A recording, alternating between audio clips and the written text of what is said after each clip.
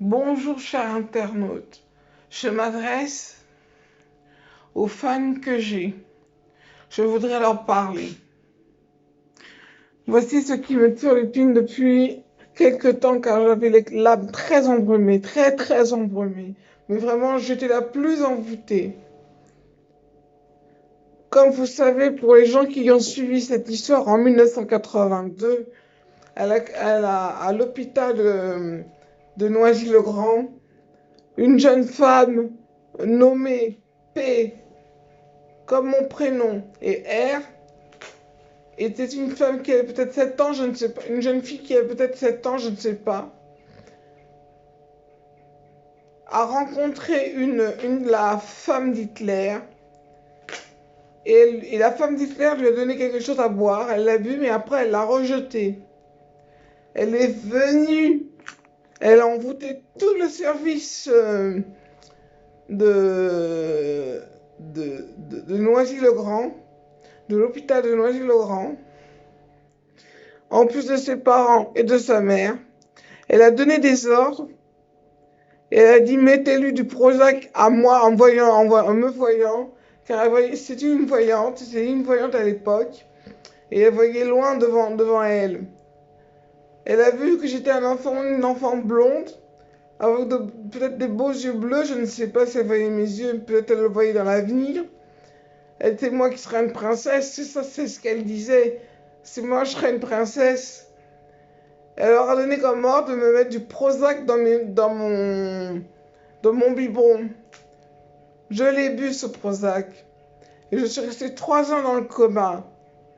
Ça ne l'a pas suffi. Ma mère m'a retiré. Je suis revenue à moi-même.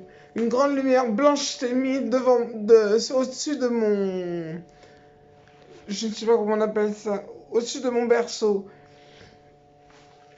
Je suis très en colère, je vous dis, je suis très en colère. Elle n'a rien eu, cette dame. Je n'ai pas pu me venger. Alors, je me venge à travers la vidéo. Alors, je disais, elle avait commandé, tout le monde prenait du Prozac. Ma mère m'a retiré de là où j'étais parce qu'il y a eu un miracle. J'ai j'ai failli mourir. Entre-temps, il s'est passé des petites choses et je raconterai des petites choses, mais je ne vais pas vous le raconter. Alors, cette dame s'est permis de mettre du Prozac dans mon biberon et après, elle est partie. Moi, 3 ans en coma, je me suis réveillée après. Papa, où est maman? Mon père qui répondait Lydia. Elle s'appelle comme ça, c'est son nom de femme cachée. Lydia, ta soeur est réveillée.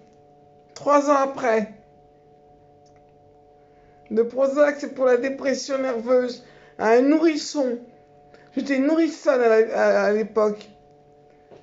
Je suis ici, dans quelque part, et elle est au même endroit que moi. Pas très loin de ma chambre. Et c'est ma criminelle. C'est ma criminelle qui me suit jusqu'ici. Elle n'a rien eu. Elle n'a rien eu. Je veux me défendre. Je suis tellement en colère. Je veux me défendre. C'est pas de l'agacement, c'est de la colère que j'éprouve. Elle n'a rien eu, cette dame. Je suis très énervée.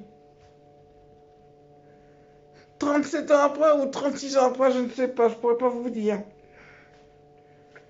Mais moi, je sais que j'étais nourrisson. Nourrissonne, pardon. Elle fait même l'amour avec des petits. Elle est enceinte d'un petit garçon, pardon. D'un petit garçon qui devait avoir, je sais pas, 8 ans ou 2 ans, non, peut-être pas 2 ans, mais 8 ans. Elle a gâché la vie, cet enfant. Cet enfant dit j'aime Peggy. C'est moi, Peggy. Et l'autre, elle s'appelle autrement. Mais elle a le même prénom que moi.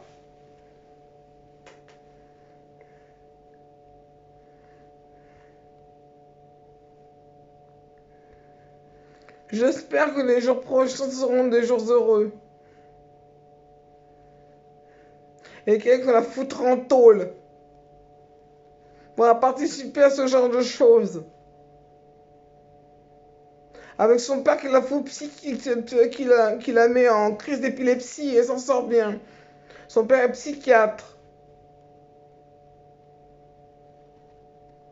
Ça l'amuse. Parce qu'elle veut qu'on s'occupe d'elle. Franchement, mes fans, je voulais pas me montrer comme ça, mais je ne sais pas quoi faire. L'ignorer, je lui ai déjà donné 2 coups de poing dans son nez. Je suis partie à Épinay, en, en séjour de rupture. Mais ça, c'est rien, ça. Mais c'est une vraie saloperie, cette bonne femme. Une vraie saloperie.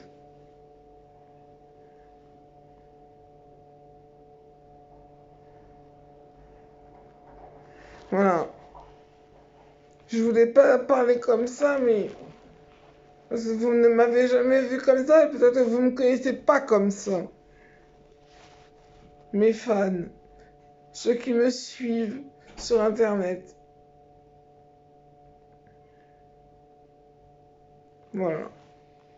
Merci beaucoup de m'avoir écouté.